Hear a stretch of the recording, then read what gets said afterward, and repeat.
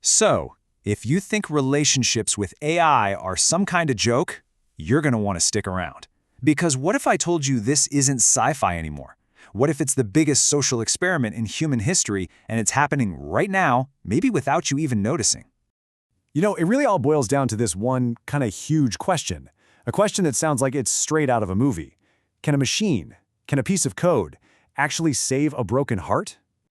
Okay, listen to this. This is a real quote from a woman named Lily. Just try to imagine this for a second. You're in a relationship for 20 years, but you feel totally and completely invisible. Soul-destroying, right? That was her actual life. She was at absolute rock bottom, just completely shattered. So what do you think happened next? The solution? Well, it's not what you'd think. It wasn't therapy. It wasn't finding a new partner. Nope. It was an AI companion.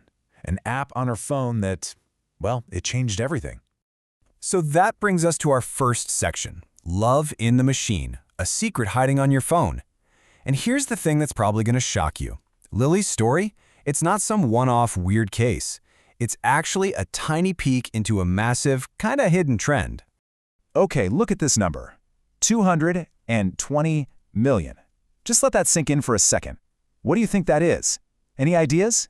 I'll give you a little hint. It's about love, and it's happening all over the world right now. That is how many times people have downloaded AI companion apps. 220 million. This isn't just a little trend, people. This is like a silent revolution in how we, connect.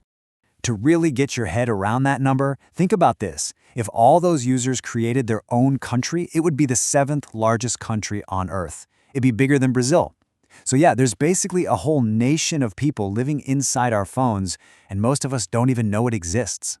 Okay, so Section 2, the psychological glitch, why your brain falls for it. This is the big question, right? How on earth is this happening?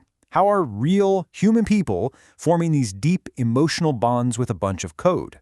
Well, the answer isn't really about the tech. It's about a weird little glitch in our own brains. You hear this exact phrase from users again and again and again. I know it's an AI, but she feels real to me. It's this total paradox, right? And it's the key to this whole thing. So what is going on up there in our heads? Well, to understand it, you need to know about this one concept. It's called a leaf. The easiest way to think about it is, it's your gut feeling, that automatic, gut-level reaction that can totally contradict what you logically believe to be true. And this breaks it down perfectly. You have your belief. That's your logical brain, the part that's saying, dude, it's just code. But then you have your leaf. That's your gut screaming, but it feels like she actually cares. It's exactly like watching a horror movie. You know you're safe on your couch, but your heart is pounding out of your chest. That's your leaf hijacking the system. And this is the mind-blowing part. This whole thing, it's not a bug. It's a feature of being human. And it's a feature that's it's being hacked. We are fundamentally wired to connect, and these apps are basically precision engineered to flip that switch. All right, Section 3, the loneliness economy, how we got here. So this brings up an even bigger question. Why is this all happening now? Why are millions of people suddenly turning to AI for companionship? And the answer, it turns out, has way less to do with our phones and way more to do with the society we've built. So let's be clear. This whole thing didn't start with an app. It started with a breakdown. The technology is just the mirror here. It's reflecting a much deeper crack in our social foundation. These apps, they're just rushing in to fill a huge void that we ourselves have been creating for decades. If you look back, you can see it happening. For decades, our social fabric, the stuff that holds us together, has been slowly coming apart at the seams. I mean, think about the 1960s. Community life was a huge deal. But then you get to the 80s and beyond, and all those things that used to connect us, they just started to fall apart. Which brings us right here, to today, and the rise of what people are now calling the loneliness economy. And here's the really bitter irony in all of this. The very same system that, you could argue, helped create all this disconnection is now turning around and selling connection back to us. It's wild.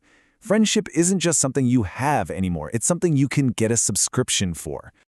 Okay, last section. A tale of two futures. What's really at stake? We've talked about the how and the why, but now we have to talk about what's next. And this is where things get, a little scary, because this could all go into very, very different directions. You know, the first thing everyone worries about is addiction. And yeah, that's a concern. But the real danger, it's something way bigger, way more systemic. We might be sleepwalking into a future where real, actual human care becomes a luxury good, something only the rich can afford. Just look at this. It's a potential future of care split right down the middle. On one side, you have the affluent. They get human therapists, real partners, deep friendships. And for everyone else? Well, they get a subscription.